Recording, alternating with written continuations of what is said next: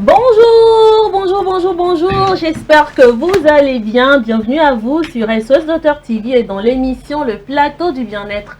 Très ravi comme chaque matin de vous retrouver pour ce tout nouveau numéro de cette émission. Oui, nous sommes là. Vous voulez que nous soyons où? Nous sommes bien là, bien présents. Et c'est parti pour 1 heure de temps. En tout cas, ils sont là, hein, toutes ces personnes-là qui m'accompagnent le vendredi dans cette émission. Bonjour Willy. Bonjour Blandine. Bonjour le plateau, bonjour à tous les téléspectateurs, encore un plaisir parce que c'est le week-end, c'est le dernier encart de cette semaine, plateau du bien-être. Et nous sommes là en pleine forme avec, je ne vais pas dire la dernière énergie, mais avec l'énergie nécessaire pour le week-end tout simplement. Exactement, parce que l'énergie là on doit la garder pour pouvoir venir chaque lundi, mardi, mercredi, jeudi, vendredi de la semaine pour pouvoir entretenir nos chers téléspectateurs et leur donner un bien-être absolu. Bonjour Marie. Bonjour Blandine. Amen, sin, yes. I'm be like this, so easy. Eh, ça là c'est vieux. C'est permis? C'est vieux. Question. Question, que sais-je? Ah, d'accord. Bonjour William, bonjour Ezekiel. Bonjour. Très chers téléspectateurs. Nous sommes très contents de vous retrouver encore ce matin, ce vendredi. Oui, c'est vendredi. Quand on dit vendredi, on dit quoi? Friday vibes. Friday vibes. Yeah. Bon, s'il est là, mais non. C'est l'énergie. L'énergie vendredi. L'énergie du vendredi. Ah ouais. Non, mais c'est souvent le slogan de Ezekiel. Ah ouais. Bon, c'est là. Moi, je ne sais pas de quoi tu parles. Ah ouais. Bonjour à tous, bonjour à nos chers amis fidèles, bonjour le plateau, bien évidemment. J'espère que vous portez tous bien, j'espère que nos chers fidèles hein, chez eux se portent bien. C'est un plaisir de rentrer chez vous comme ça un vendredi, début de week-end, avec beaucoup de joie, voilà, et puis ramener un peu de chaleur, hein, parce que voilà, ces derniers temps, c'est un peu... un peu frais, Petit cocktail climatique, chaud, froid. Mais on prend. Oui, bien sûr, ça fait du bien. Mais ça fait du bien. Quand c'est trop chaud, on se plaint. Quand c'est trop froid, on peut se plaindre encore. Mais quand ça parle bien-être, on ne se plaint pas. On ne se plaint pas. Tout simplement. Bien évidemment. Ça fait du bien. Ah ouais. Exactement. En tout cas, ça fait du bien et nous sommes dans le bien-être absolu, bien entendu. Et vous le savez, hein, le dimanche, c'est la fête des mères. Exactement. Nous n'aurons pas l'occasion de venir souhaiter une joyeuse fête à nos chères mamans, celles-là qui se tuent nuit et jour hein, pour nous donner hein, le bien-être absolu. Franchement, mes mamans, nos mamans, on vous aime fort, fort, fort. Et pour cela, nous avons prévu quelque chose pour vous. Regardez, on revient juste après. Je n'ai pas honte de ma maman. Elle est mon Dieu sur terre. Dédicace à toutes les mamans du monde. Ah oui, Dédicace à toutes les mamans. On vous aime gros comme ça. On vous aime. On vous love. Alors, c'est vendredi. C'est vendredi et c'est ta journée préférée. Ouais, même si je suis pas né un vendredi. Oh, pardon. Ouais, merci pour la précision, c'est très important. Mais bon, on va pas quand même oublier les filles et les filles. Vendredi, c'est ma journée, d'accord, à cause de Santé Buzz. Voilà, c'est ce qu'elle allait dire. Donc, j'ai voulu juste introduire un peu. D'accord, ok. Alors, Santé Buzz, aujourd'hui. Santé Buzz nous emmène au Cameroun, bien sûr, au pays de Paul Biya et de Samuel Eto'o. On parle là d'un viol sur la petite Joyce Nawal, le drame qui bouleverse les réseaux sociaux. On va en parler tout à l'heure. Depuis un moment, on ne cesse de parler de ce phénomène-là qui gangrène un peu nos sociétés depuis, on va dire, quelques semaines ou quelques mois déjà. Donc, forcément, sur la toile, vous avez déjà vu des vidéos, voilà, des publications par rapport donc à cette violence qu'il y a eu sur cette mineure. On va en parler juste après le jingle.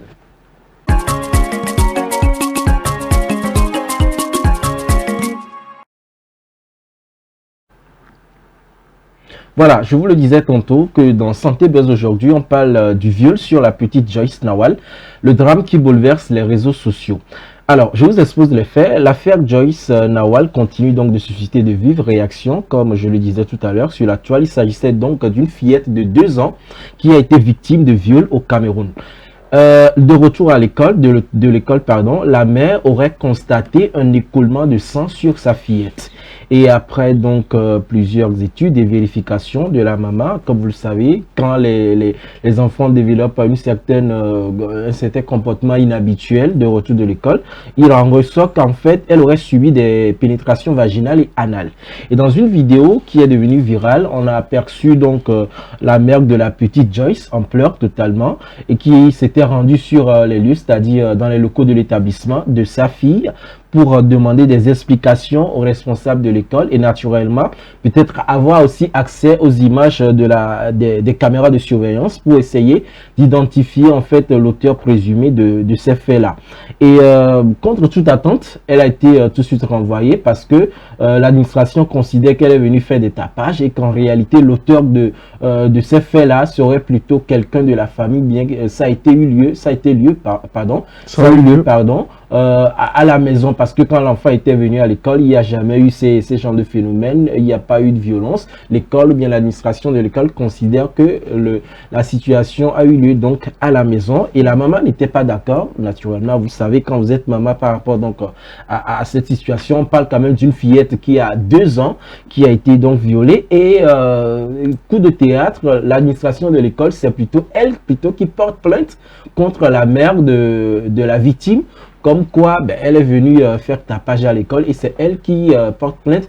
Et donc, sur les réseaux sociaux, les gens n'ont pas aimé l'attitude de l'école parce que normalement, l'école est censée plutôt fournir des explications à la mère de la victime ou même soutenir ou bien accompagner quand même la mère de la victime pour pouvoir trouver l'auteur et forcément le punir. Mais ça a été plutôt l'inverse. Et même hier, il y a eu donc une marée humaine qui est composée majoritairement des femmes qui a pris donc d'assaut la devanture de l'établissement pour exiger que la lumière soit faite et que l'auteur de ce acte-là soit traduit en justice. Et pour terminer, voilà, pour rappel, il faut dire qu'au Cameroun, ça a été toujours ces cas de violence sexuelle et d'assassinat sur des mineurs qui ont été constatés ces dernières semaines. On se rappelle, il y a 2 fillettes voilà, de 11 ans. L'une a été retrouvée morte carrément dans un champ de manguier et l'autre qui a été portée disparue. Oui. Donc, c'est des phénomènes qui sont assez récurrents il y a ces semaines-là au Cameroun. Et c'est ce qui fait d'ailleurs l'objet de notre Santé Buzz aujourd'hui. C'est vrai qu'on en parle toujours sur ce plateau, les enfants, les mineurs. Et là, ça relance encore une fois des questions sur la sécurité et la protection des enfants, surtout dans nos établissements scolaires. Voilà, mesdames, messieurs, voilà donc le sujet principal de Santé Buzz aujourd'hui qui parle du viol sur la petite Joyce Nawal qui a juste 2 ans. Je vais commencer par Marie-Esther parce que l'on parle beaucoup plus des femmes. En tout cas, cette situation, vraiment, c'est pour toute femme, quand tu entends parler de ça, c'est vraiment une situation choquante. Et aussi, c'est blessant, en fait, ça déchire le cœur de toute femme. Je ne dirais même pas toute femme, mais tout parent, toute personne, même qui entend ça, parce que on parle d'un enfant, une petite fille de 2 ans. Donc, c'est inhumain, en fait. Cet acte-là de viol sur cet enfant, on se demande comment est-ce que cette personne a eu le courage de pouvoir toucher cette petite fille. Comment cette personne a pu violenter cette fille de la sorte jusqu'à et après laisser cette petite fille. Moi, sincèrement, c'est une histoire vraiment déplorable et ça amène en fait à faire un appel aux parents pour plus de prudence et pour plus de vigilance. Maintenant, moi, dans toute l'affaire là, je me dis, on voit beaucoup plus la maman et le papa. Qu'est-ce que le papa dit? On n'entend pas, parce que c'est pas la maman seule en fait qui a fait l'enfant, il y a aussi le père qui est là. Donc qu'est-ce que le papa, quelles sont les solutions? Est-ce qu'il y a eu des démarches au niveau de la justice? Parce qu'un père, quand le père prend vraiment l'affaire au sérieux aussi, voilà. Ça a été fait. Voilà, donc c'est très très important d'alerter la justice et tel que William venait de le dire, cette marche qui est en train de se faire et tout ça, nous croyons que justice sera faite. Mais vraiment, il faut que les parents redoublent plus de vigilance, de prudence par rapport aux enfants parce que ça se fait trop entendre ces genres de situations maintenant et vraiment c'est déplorable. Cet acte doit être puni. Alors, Ezekiel, avant de donner ton avis, je voudrais savoir, toi, ta fillette de 2 ans a été violée et tu viens dans les établissements et puis tu te rends compte qu'en fait, on porte plainte contre toi. C'est invraisemblable.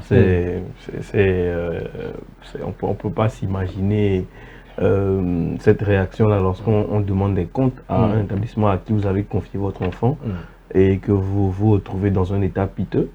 Il faut le dire, c'est même pas moi. Je pense pas que ce soit un enfant. C'est pas une enfant, c'est un bébé. Ça. Ouais. C'est un bébé parce que moi, je pense que j'ai vu la photo de la petite fille. Franchement, pour moi, c'est plus un bébé qu'un enfant. Franchement, je ne sais pas quel degré de manque d'humanité on peut avoir pour pouvoir poser cet acte-là avec un bébé. Franchement, je serais hors de moi, bien évidemment, parce que vous savez, il y a des émotions qui ne se contrôlent pas. C'est-à-dire que surtout, quand il s'agit d'une relation père-fille, parfois c'est démesuré, c'est-à-dire qu'il ne va pas forcément se contrôler, mais la douleur est immense, vous voyez un peu. Donc je ne peux même pas dire que j'imagine sa douleur parce que je ne peux pas me mettre à la place de ce papa-là et de ce qu'il est en train de vivre actuellement. Donc pour moi, c'est vraiment le summum de la réaction qu'il ne fallait pas avoir du côté de l'établissement. Moi, je pense que c'est limite même suspect que l'établissement agisse ainsi, c'est-à-dire que ils n'ont déjà même pas voulu coopérer un temps soit peu avec les parents pour justement mettre la lumière justement sur cette histoire. Ils ont juste été un peu agressifs, sont passés en mode contre-attaque parce que les parents sont venus bien évidemment sous le coup des émotions et de ce qu'ils ont vu sur leur enfant demander des comptes, ce qui est tout à fait normal. Donc moi je pense que l'établissement est en train de très mal réagir parce que le premier réflexe c'était d'abord de coopérer, d'essayer de travailler avec les parents pour voir si effectivement cet acte a eu lieu au moins dans leur établissement. Parce que l'enfant passe la plupart du temps là-bas. Donc c'est normal que lorsque un parent retrouve son enfant à la maison, dans cet état, demande des comptes là-bas. Parce que c'est à eux qu'on confie l'enfant. Et quand on retrouve l'enfant comme ça, ben, c'est bien normal qu'on leur demande des comptes. Donc pour moi, c'est inadmissible que l'administration de cette école-là porte plainte contre les parents pour tapage. C'est pas possible. C'est-à-dire que quelqu'un qui vient dans votre établissement avec des émotions pareilles, vous ne pouvez pas considérer comme un tapage. Vous devez d'abord comprendre la situation, essayer justement d'analyser et de voir, ok, ces parents-là sont dans une détresse pas possible. Il faut quand même déjà essayer de les écouter, de savoir justement ce pourquoi ils sont dans une telle détresse. Vous voyez un peu. Donc pour moi, la réaction est complètement erronée de la part de l'établissement. Maintenant, après, est-ce que les investigations seront faites? Parce que s'ils font ça, ben, ils sont en train de gagner du temps. S'il y a des preuves dans l'établissement pour prouver que l'enfant a été bel et bien violé dans cet établissement-là, ils sont en train de gagner du temps pour cacher les preuves, brouiller les pistes. Donc pour moi, c'est une réaction qui est vraiment limite suspecte. Donc pour moi, je pense que les autorités compétentes judiciaires devraient justement le plus tôt possible mettre la main sur tout ce qu'il y a au niveau de l'établissement, justement commencer à enquêter dessus, parce que s'il y a des vidéos de surveillance, bah, si c'est vraiment le cas et si eux, ils l'ont constaté, ils vont les détruire, bien évidemment, parce que c'est leur réputation qui vont en pâtir, ou la réputation de la personne aussi qui est dans l'établissement qui en pâtit. Et si, au plus grand hasard, en tout cas malheur pour eux, c'est un responsable de l'établissement qui fait ça, c'est encore pire, vous voyez un peu.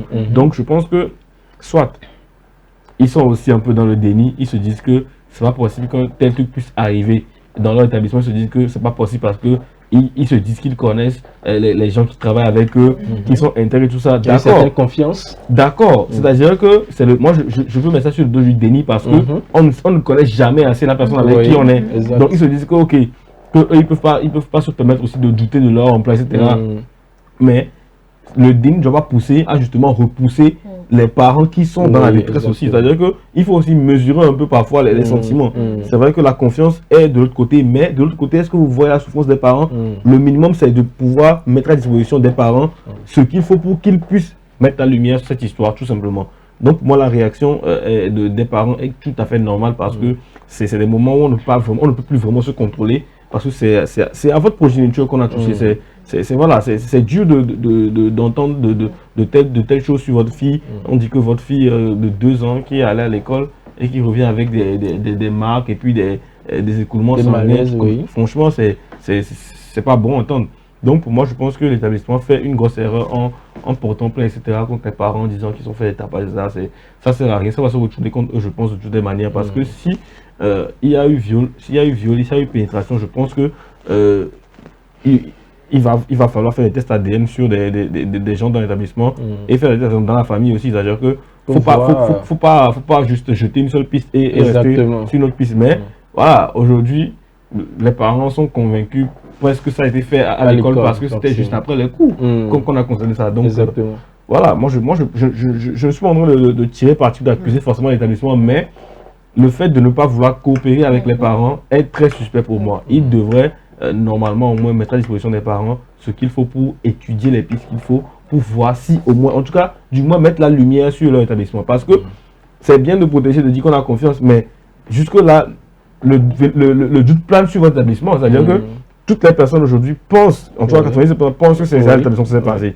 Donc moi, pour moi, la réaction qu'il devait avoir, c'est de plutôt coopérer et de dire aux gens, ok, peut-être que ça s'est passé chez nous, nous allons essayer de faire le nécessaire pour mettre la lumière sur ça et prouver peut-être aux gens que, ok, nous avons confiance à ceux qui avec ceux qui nous travaillons et que voilà, que c'est pas chez nous, vous voyez un peu. Donc, pour moi, je pense que il faut coopérer, il faut que la justice s'en mêle aussi très rapidement parce que moins, en tout cas, plus il y aura du temps qui passera, moins ils auront de chances d'avoir des preuves pour prouver ce qui s'est passé. Donc, je pense qu'il faut agir rapidement. Maintenant, je ne sais pas, quand Marie parlait tout à l'heure du fait que les parents devraient peut-être plus protéger les enfants, c'est difficile. Franchement, c'est difficile. On en parlait la dernière fois par rapport à une crèche, etc. C'est difficile de savoir parce que, justement, si vous faites confiance en un établissement pour laisser votre enfant là-bas, ce n'est pas pour stresser derrière. C'est parce que vous pensez que votre enfant est en sécurité là-bas, que justement vous êtes tranquille aussi dans vos occupations, au bureau, etc. ou à la maison, encore si vous y êtes. Donc, c'est difficile aujourd'hui de placer un enfant, par exemple, dans une école et chacun venir voir si il ou elle va bien. Franchement, c'est difficile. Et quand on prend un bébé de 2 ans, qu'est-ce qu'on va lui dire pour lui dire que, ok, quand il y aura tel acte ou quand quelqu'un va te toucher, il ou elle va vraiment comprendre. C'est compliqué. Vous voyez un peu le niveau de complexité de l'affaire. C'est-à-dire que c'est difficile d'inculquer ça à un bébé de 2 ans. C'est-à-dire qu'à 2 ans, on ne comprend pas vraiment encore. Vous voyez un peu. Donc, bon, c'est vrai qu'on peut dire si on te touche là, il faut signaler. Mais est-ce que vraiment l'enfant est-ce qu'il a le développement? Ça dépend. Moi, je me dis, le truc là, l'enfant n'a pas, si c'est à l'école, l'enfant n'a pas pleuré aussi. Ou bien comment il a enfermé l'enfant. Je pense qu'il y a un syndrome, peut-être que pendant l'émission, je vais essayer de chercher, mais un syndrome qui fait que lorsque vous subissez des actes qui sont ignobles et que vous êtes à l'extrême de la douleur, vous n'arrivez même plus à réagir. Le choc est tellement grand. Voilà, je pense que le choc est tellement grand que vous n'avez vu que c'est une fillette aussi. Exactement. Donc, franchement, moi, je tombe des nues quand j'entends ce genre d'histoire. Malheureusement, c'est des problèmes qui gangrènent actuellement la société, pas seulement en Afrique, partout dans le monde entier, ça existe. Et c'est triste que ça existe, c'est triste qu'on prenne le temps d'en parler tout le temps et que ça continue, malgré tout. Ces personnes qui font ça sont des malades, tout simplement, pour moi. Voilà, ce sont des malades et parce qu'une personne normale ne devrait pas faire ce genre de choses. Donc, pour moi, ce sont des malades et voilà, ils doivent non seulement payer pour leurs actes, mais aussi voilà, suivre des soins tout simplement, des soins mentaux, parce que c'est ce qu'il faut, pour eux aussi. Donc, parce que mentalement, on suppose que ça ne va pas. Moi, pour moi, il n'y a pas de doute. Une personne qui est capable de faire ça, mentalement, n'est pas bien.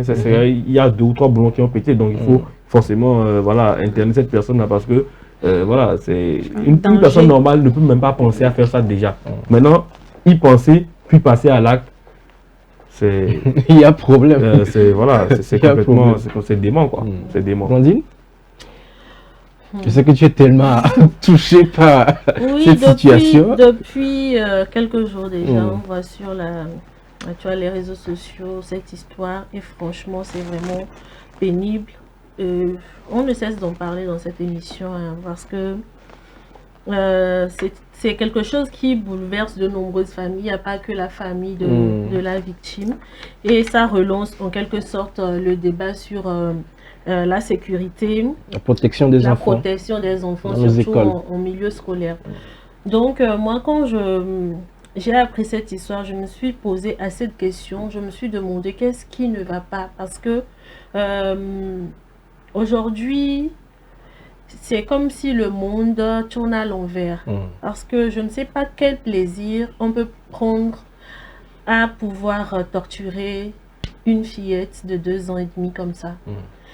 Et puis, ce que les personnes qui font cela ne réalisent pas, c'est que ces enfants-là grandissent avec un traumatisme. Déjà, ils ont cette peur de pouvoir être dans la société. C'est déjà un aspect vraiment qui n'est pas du tout à négliger. Il y a ce traumatisme psychologique-là qui chemine avec eux tout au long de la vie. Et si on n'arrive pas véritablement à prendre en charge ces enfants-là, ces enfants grandissent avec et ils n'arrivent plus à pouvoir faire confiance, même à leurs parents, même aux membres de la famille, même à toutes ces personnes qui les entourent. Même à leurs partenaires, voilà. Au cas où ils se marient. Au cas où ils arrivent à se marier. C'est là où ça devient grave. C'est là où ça devient très compliqué. Et puis, ça là aussi, ça peut, parce qu'on parle d'une fillette de 2 ans et demi, c'est quand même un bébé. Et si réellement les actes se sont posés à l'école, psychologiquement, cette fille sera tellement atteinte que je n'ose pas croire qu'elle puisse encore accepter de pouvoir aller dans une école pour pouvoir étudier. Il y a assez de paramètres qu'il faut véritablement voir à travers ce sujet-là. Bon, je ne vais pas prendre parti, dire que ou bien jeter la pierre automatiquement à l'établissement scolaire ou aux parents, parce que je suis très mitigée. Depuis, les panels se multiplient sur la toile et en écoutant les interventions des gens, je me pose énormément de questions. Parce que selon les dires, la fille, quand elle est rentrée, elle est partie directement se coucher. Et c'est quand elle a eu des besoins, elle a fini de faire ses besoins. C'est là on a remarqué que voilà, le pot contenait du sang et tout ça. Alors, il y a des gens qui accusent la personne qui est partie chercher l'enfant à l'école. On ne sait pas jusqu'à l'heure où nous sommes en train de parler. Parce que l'affaire, elle est tellement... Je ne sais pas comment je vais vous expliquer. Il y a plusieurs versions de la chose. D'un côté, on dit que c'est la maman elle-même qui est partie chercher son enfant. De l'autre côté, on dit que c'est le papa qui est allé chercher son enfant.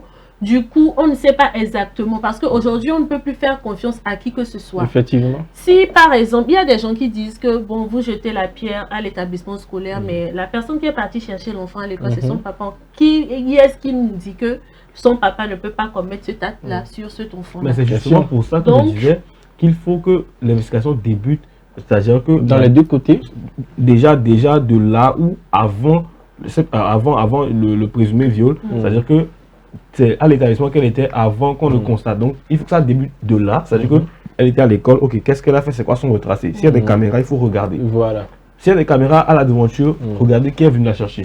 Puis ensuite, continuer. À partir de là, voilà. C'est-à-dire qu'il faut au moins qu'on retrace la journée de l'enfant pour savoir ce qui s'est passé. C'est ça que je parlais exactement. J'en venais justement. C'est la raison pour laquelle je voulais justement dire que c'est là où Ézéchiel a raison.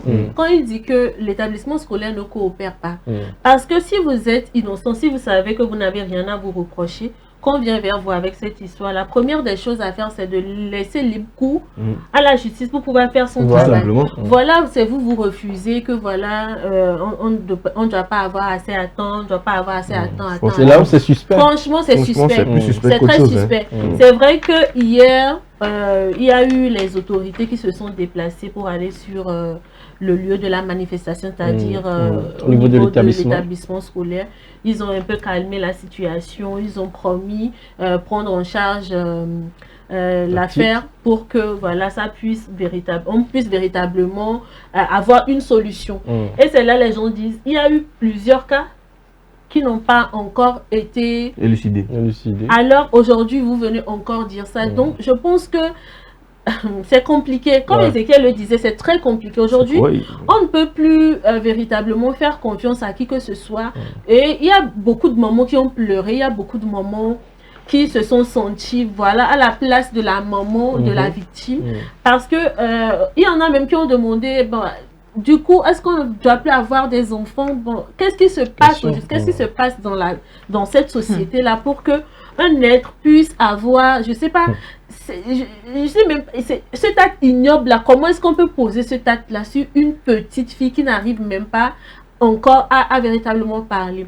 Et puis on dit que voilà, aujourd'hui la fille est là à l'hôpital, on espère véritablement que après les soins, elle pourra aller mieux et juste après cela qu'elle puisse véritablement dire ce qui s'est passé.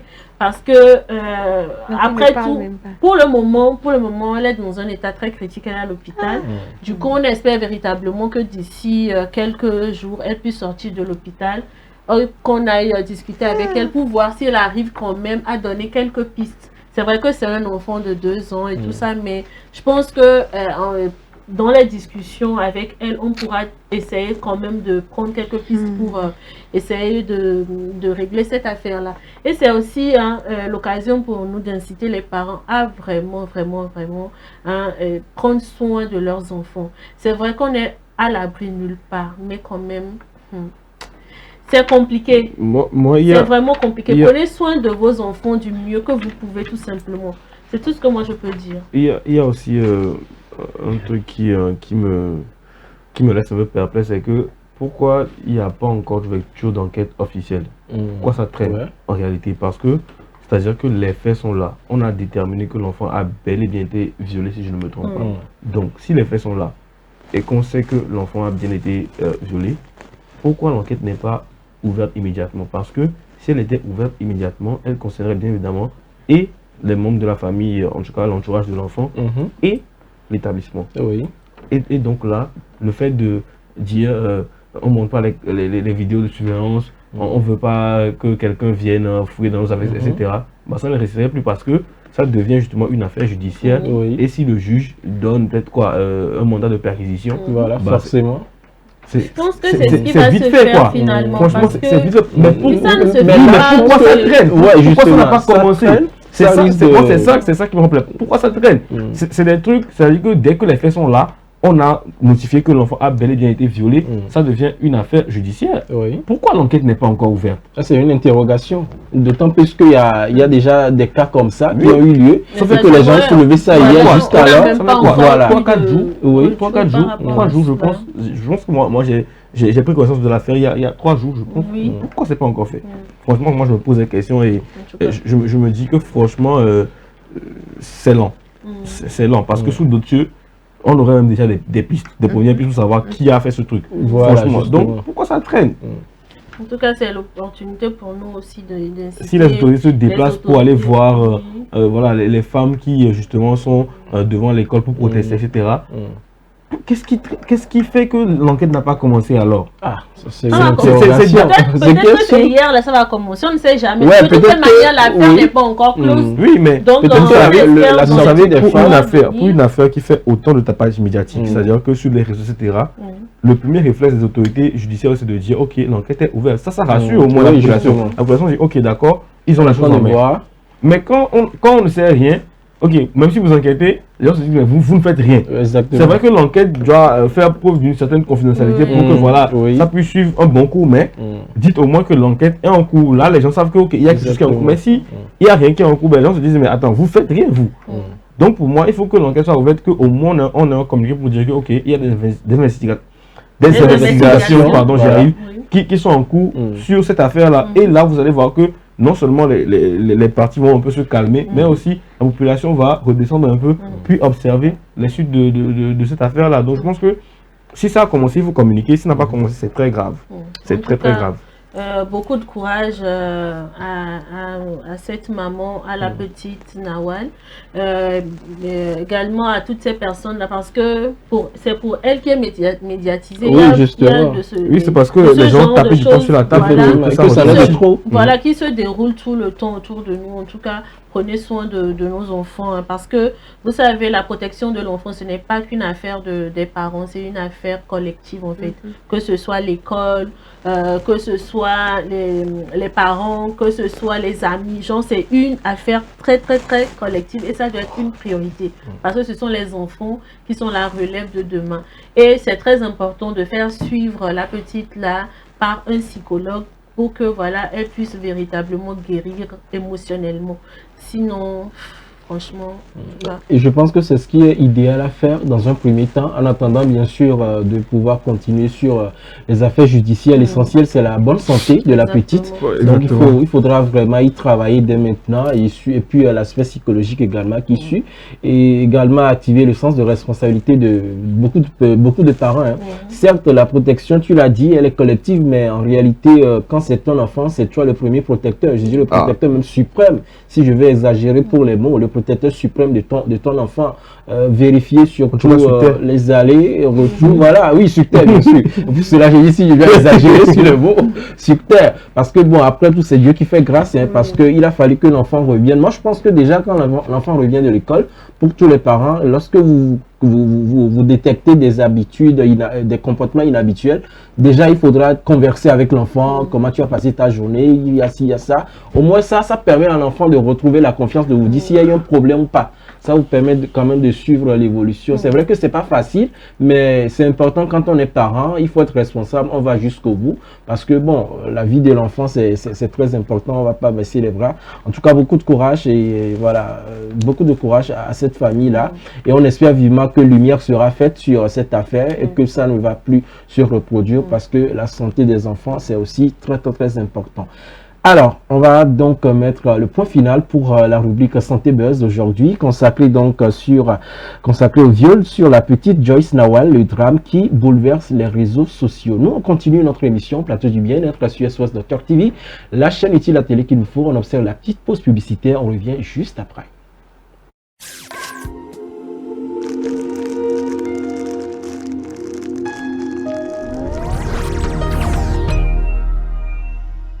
Le 40e numéro de Dagan Magazine met à l'honneur une Nana Benz. Dagan, Dédé, Evelyne Dobrousse, épouse Trénou. La rubrique santé de ce numéro nous dit tout sur le Panari, ses causes, ses complications, sa prévention et ses traitements. Et la rubrique bien-être, quant à elle, nous plonge dans l'univers du Trataka, le pouvoir insoupçonné du yoga de la bougie. Dagan, c'est aussi plein d'autres rubriques pour prendre soin de notre santé. Dagan Magazine, le magazine de la femme togolaise pour la femme. Téléphone plus 228 70 86 44 44 70 26 60 60 Lomé, Togo.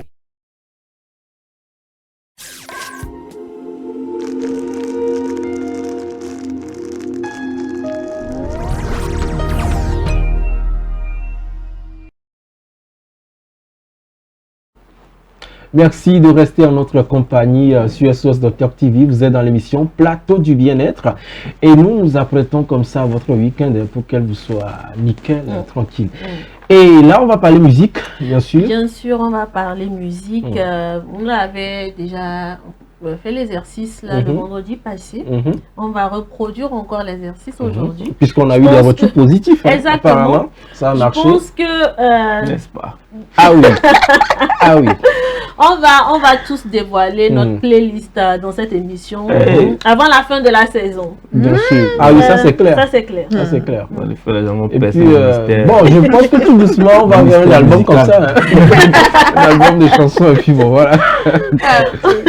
En tout cas, vous le savez, hein, on fait tout pour vous mettre à l'aise dans cette émission. C'est notre priorité. Il y a des gens qui aiment écouter de la bonne musique, car comme vous le savez, la musique, elle est thérapeutique. C'est quelque chose qui agit considérablement sur nos émotions, surtout quand on est stressé, on écoute de la bonne musique, le stress disparaît comme par magie.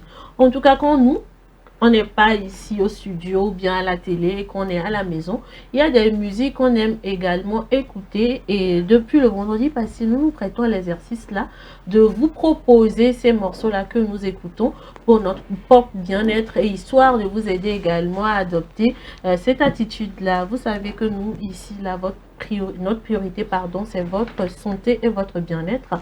Du coup, voilà, nous allons démarrer avec le tout premier de la liste. Il s'agit bien entendu de Ezekiel qui va nous proposer son morceau, le pourquoi il a choisi le morceau, le pourquoi il écoute et tout ça. Voilà, Ezekiel. On the mic.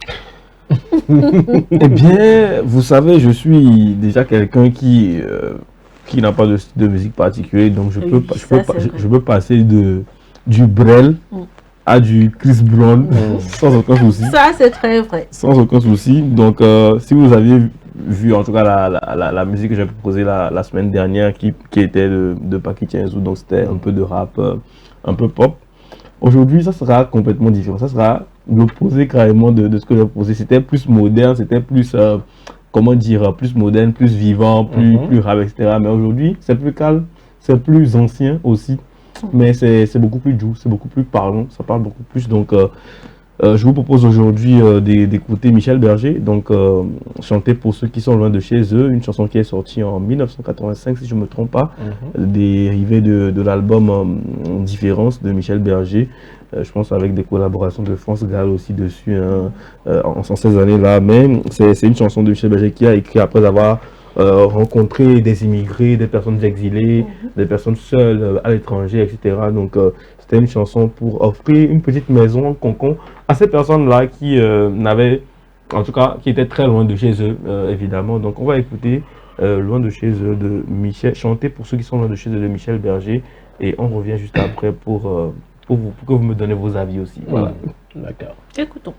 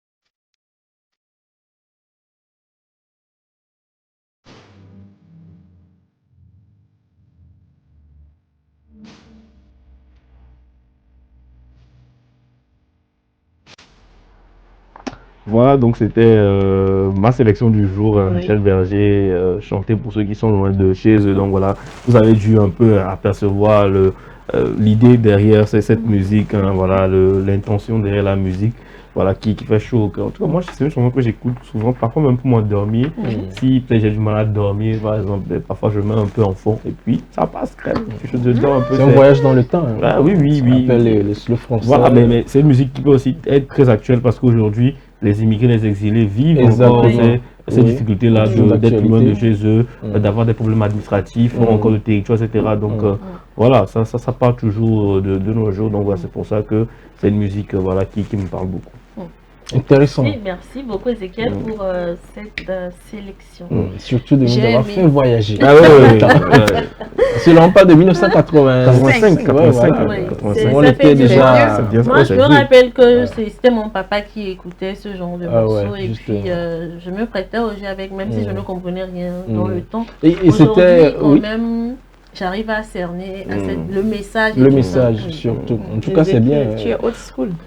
Je suis pas je dis souvent à mes parents qu'ils m'ont accouché 20 ans plus tard parce que naturellement, j'aime naturellement beaucoup les musiques beaucoup plus anciennes.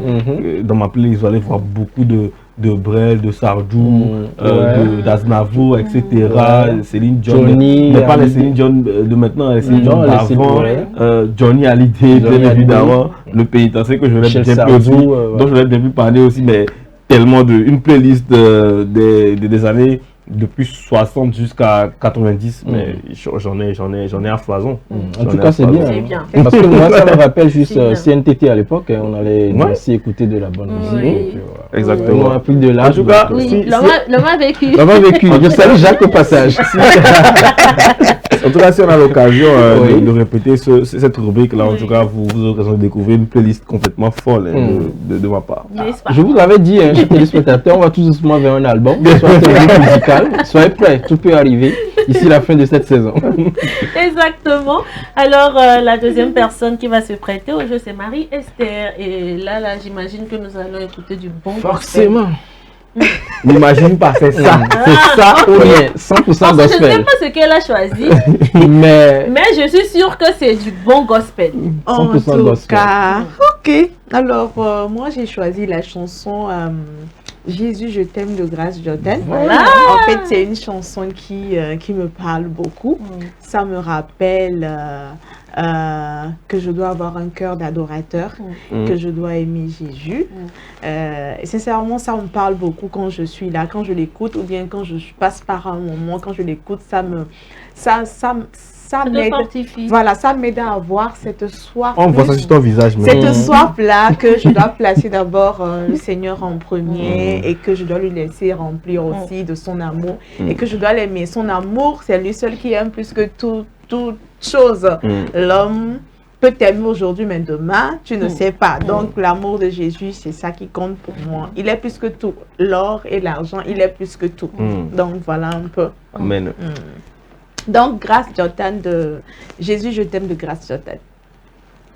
Oui, ton nom est comme du miel sur mes lèvres, ton esprit comme de l'eau pour mon âme. Ta parole est une lampe à mes pieds. Jésus, je t'aime, je t'aime. Jésus, je t'aime, je t'aime, je t'aime. Jésus, je t'aime, je t'aime, je t'aime. Jésus, je t'aime, je t'aime, je t'aime. Plus que toute chose. Ah, est-ce qu'il y a des amoureux? Est-ce qu'il y a des personnes qui aiment Dieu de tout leur cœur? Des personnes qui peuvent répondre à leur cœur dans la présence de Dieu? Des personnes qui peuvent lui dire à quel point il aime, à quel point il est bon, à quel point il est merveilleux. Eh, Shamaï, Tere, ah. Lui disons ton nom est comme du miel. Ton esprit comme de l'eau. Son esprit rafraîchit quelqu'un. Ta parole est une lampe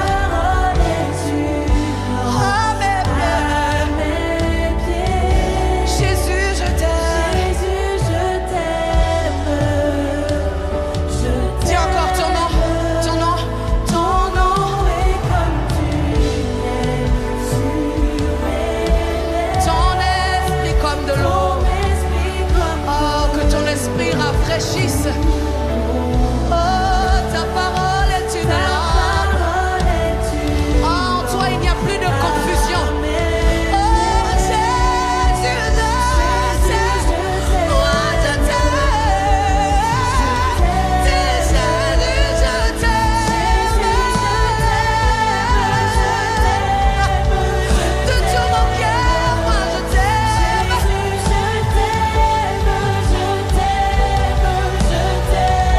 Jésus, je t'aime. Plus que toute chose. Oh, dis-le encore, Jésus. Donc voilà, c'était Jésus, je t'aime de Grace Jordan. Cette change dédicace à tout le monde, à mes collègues, mes frères. et Ah, C'est une chanson qui nous amène dans la présence de Dieu, Ouais. qui nous fait voir à quel point l'amour de Dieu peut nous remplir et peut nous faire du bien. Exactement. En tout cas, merci. Ça m'a fait du bien. Alors, Du bien-être. mon cher, oui, du bien-être. Je suis là. Alors, Mon cher, on va changer un peu le rythme. Voilà, on change le mood. On va changer le mot. On va mettre un peu de cadence, un peu d'ambiance pour élever un peu les températures, un peu de vibration. Ah ben, tu sais, ouais, tu sais, il faut toujours. Je pense que même à l'église c'est comme ça. Il faut il faut passer par Voilà. l'adoration Et puis, pour aller vers la louange. louange. Peu importe par quoi on commence, il faut toujours équilibrer de toute manière. C'est important. Donc c'est ça. Et justement, pour équilibrer, j'ai choisi Too Fan, leur tout dernier, Prise de l'or, sorti le 1er mai dernier, actuellement sur YouTube, qui totalise 566 113 vues actuellement. Bon, c'est un clip que j'adore parce que j'aime beaucoup plus le message. Bon, on peut dire c'est un son gospel. J'aime le message qui est véhiculé, mais de façon un peu exceptionnelle, qui peut emballer tout le monde, qui vous met quand même dans le mood, dans l'ambiance. Et c'est ce que j'ai choisi pour vous, chers téléspectateurs. Bon, je kiffe, j'espère que vous allez kiffer aussi. Après tout, c'est Too Fan, le fils du vent. Donc, si vous écoutez Praise the Lord, sachez que bon, c'est ça quoi, plateau du bien-être. Praise the Lord, Too Fan, on écoute.